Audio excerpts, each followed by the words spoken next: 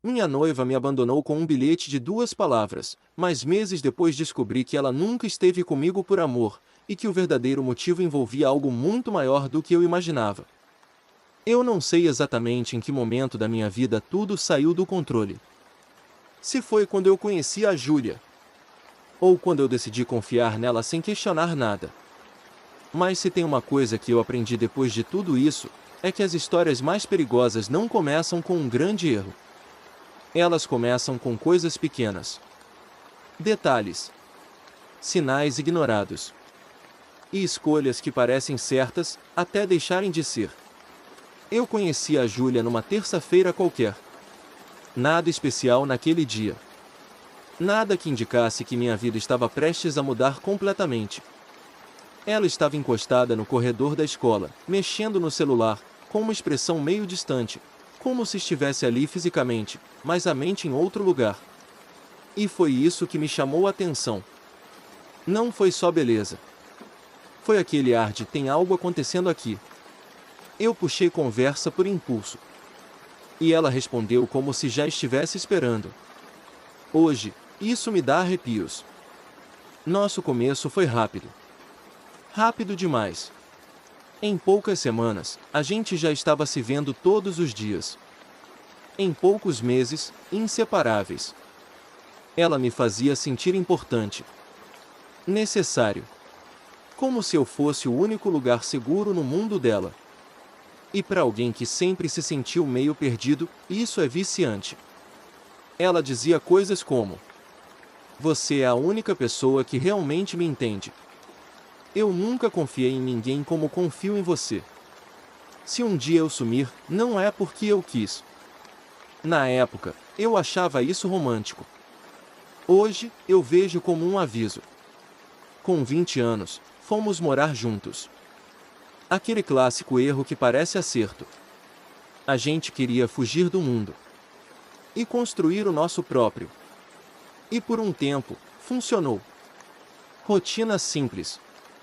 Trabalho, casa, comida improvisada, séries ruins e risadas sinceras. Mas tinha algo, sempre teve. Um detalhe estranho. Ela nunca misturava mundos. Eu nunca conheci ninguém da vida dela. Nenhum amigo antigo. Nenhum parente próximo. Sempre havia uma desculpa. Minha família é complicada. Eu não falo com eles. Não vale a pena. E eu aceitava. Porque amar alguém, às vezes, significa não fazer perguntas que podem quebrar tudo. Mas tudo começou a mudar cerca de 1 ano depois. E não foi uma mudança brusca. Foi calculada. Como se alguém estivesse diminuindo o volume da relação aos poucos. Ela ficou mais distante. Mais fria. Mais ausente. E o pior tipo de ausência é quando a pessoa ainda está ali, mas já não está mais com você. Ela começou a sair mais. Chegar tarde. E sempre com respostas prontas. Trabalho. Problemas. Coisas que você não entenderia. Essa frase, você não entenderia, começou a aparecer com frequência. E cada vez que ela dizia isso, era como se colocasse um muro entre a gente. Até que veio a primeira quebra real.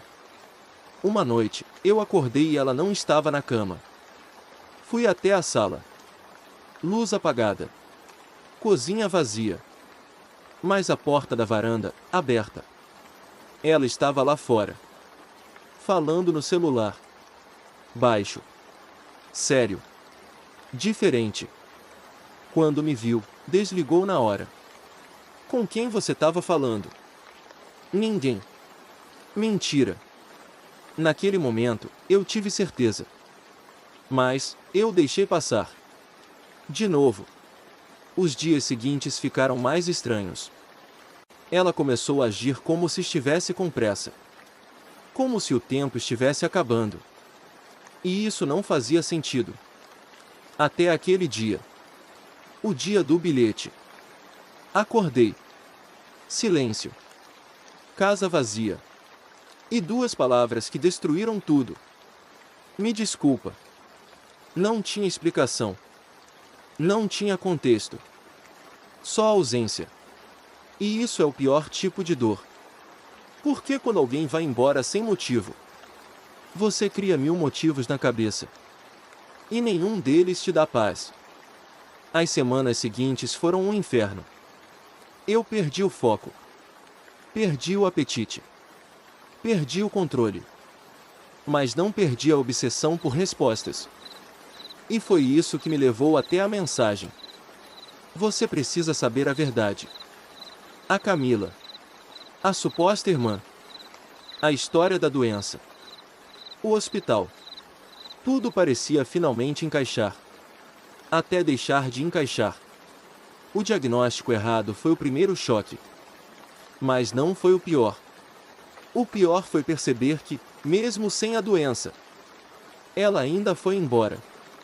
E isso muda tudo. Porque deixa de ser sacrifício e vira escolha. Mas o fundo do poço ainda não tinha chegado. A caixa. O cadeado. Os documentos. O casamento. O nome, Ricardo. Ali, minha realidade quebrou de vez. Mas o verdadeiro abismo estava na carta. Você não foi um acaso. Essa frase mudou tudo. Porque até aquele momento, eu ainda acreditava em uma coisa. Que, apesar de tudo, o que a gente viveu foi real. Mas e se não foi? E se tudo foi planejado? E se cada conversa, cada toque, cada eu te amo, foi parte de algo maior? Eu comecei a investigar. Sim. Eu sei como isso soa. Mas naquele ponto, eu já não tinha mais nada a perder. Pesquisei o nome do Ricardo. E encontrei coisas. Muitas coisas. Processos. Empresas. Negócios estranhos. E um padrão. Ele se aproximava de pessoas específicas. Pessoas com alguma conexão com dinheiro, influência ou passado. E aí, tudo apontou para uma pessoa. Meu pai. Quando confrontei ele, o silêncio dele disse tudo antes mesmo das palavras. Você não devia ter se envolvido com essa garota. Eu não me envolvi, ela se envolveu comigo. Não. Ele respondeu. Foi o contrário. E foi aí que veio o maior plot até então. O Ricardo não quer você. Ele quer me atingir. E você é o jeito mais fácil. Minha cabeça travou. O que você fez? Ele demorou para responder. E quando respondeu, eu entendi que a história era muito maior.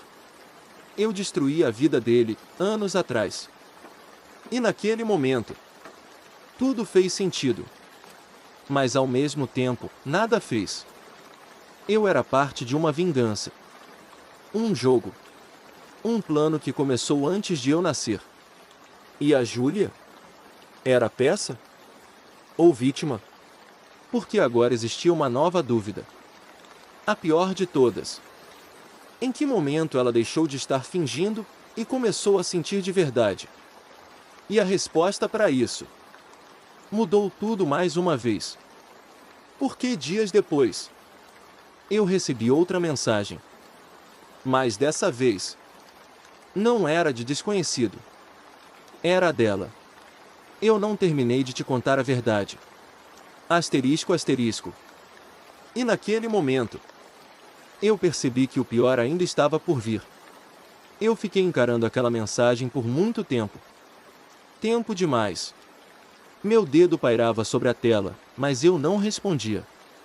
Porque, sendo sincero, eu não sabia se queria ouvir mais. Cada verdade que aparecia só piorava tudo. Mas ao mesmo tempo, ignorar aquilo era impossível. Então eu respondi. Fala. Demorou. Minutos que pareceram horas. Até que ela digitou. Não é seguro falar por mensagem. Meu estômago revirou. Então por que você mandou? Por que você precisa saber antes que seja tarde? Essa frase De novo essa sensação de urgência, de perigo, de algo maior acontecendo por trás. Onde você está? Silêncio. Digitando. Parando. Digitando de novo. Não posso te falar isso. Então acabou. Eu respondi. Chega de jogo. Eu ia bloquear. Sério. Mas antes disso, ela mandou outra mensagem. Eles já sabem que você descobriu.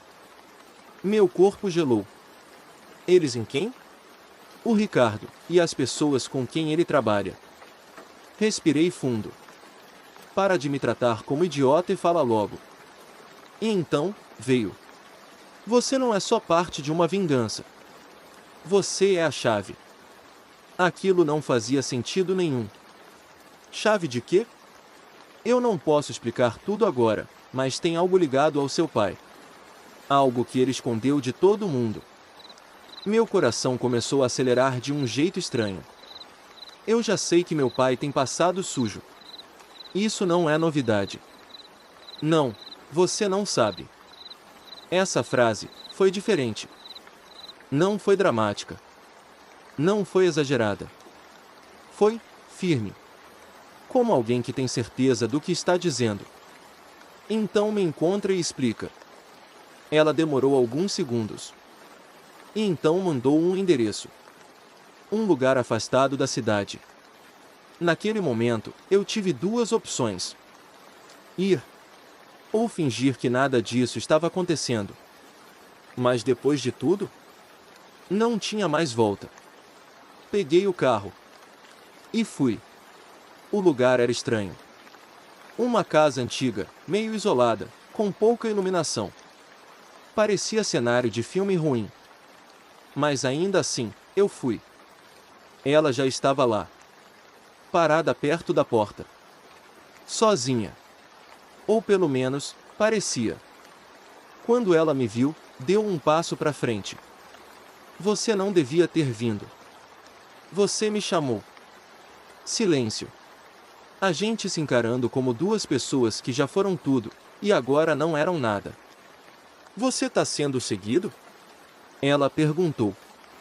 Não. Tem certeza? Tenho. Ela olhou ao redor, tensa. A gente não tem muito tempo. Entramos. A casa estava vazia. Sem móveis.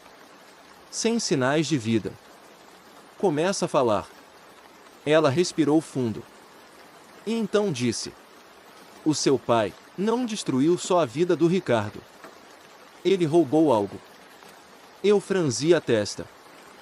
Roubou o quê? Ela hesitou. Como se aquilo fosse grande demais para ser dito. Informação. Eu ri, sem humor. Isso não explica nada. Ela se aproximou. Mais perto. E falou mais baixo. Informação que vale milhões. Talvez bilhões. Silêncio. Você tá falando de dinheiro? Não só dinheiro. Controle. Poder. Acesso. Meu cérebro tentava conectar tudo. Mas parecia impossível. E o que isso tem a ver comigo? E então veio. Devagar. Pesado. Por que você é o único que pode acessar? Meu coração travou. Como assim? Ela olhou nos meus olhos. Isso tá ligado a você desde que você nasceu. Naquele momento. Um barulho lá fora interrompeu tudo. Passos. Ela congelou. Eles vieram. Quem? A gente precisa sair agora. Mas já era tarde. A porta da frente foi aberta com força. E uma voz que eu nunca tinha ouvido. Mas que eu sabia exatamente quem era. Preencheu o lugar. Demorou para você entender, garoto. Ricardo. Ele entrou devagar. Acompanhado de mais dois homens. Calmo. Controlado. Como alguém que nunca perdeu o controle da situação. Sabe o que é engraçado? Ele disse. Você foi a parte mais fácil de tudo isso. Eu senti o sangue ferver. Você destruiu minha vida. Ele sorriu. Não. Eu só usei o que já estava quebrado. Aquilo bateu diferente. Mas antes que eu respondesse, a Júlia falou. Você disse que ia deixar ele fora disso. Ricardo olhou para ela. Frio. E você disse que não ia se apaixonar. Silêncio. Pesado. Então, era verdade. Ela se apaixonou mesmo. Mas aquilo não melhorava nada. Chega de conversa, eu disse. O que você quer? Ele me encarou. E respondeu sem hesitar. Aquilo que o seu pai escondeu. Eu não sei do que você tá falando. Sabe sim. Ele fez um sinal. Um dos homens deu um passo à frente. Você só ainda não percebeu. Meu coração disparou. Eu não tenho nada. Ricardo sorriu. Tem sim. Ele apontou para mim. Você. Silêncio. Seu corpo, sua identidade, seu acesso. Minha cabeça começou a girar. O que você quer dizer com isso? E então veio a frase que mudou tudo de novo. Seu pai colocou isso em você. Naquele momento, eu entendi. Ou pelo menos comecei a entender. Isso não era só vingança. Era algo muito maior. E eu nunca fui só um alvo. Eu era o segredo. E talvez o maior erro do meu pai.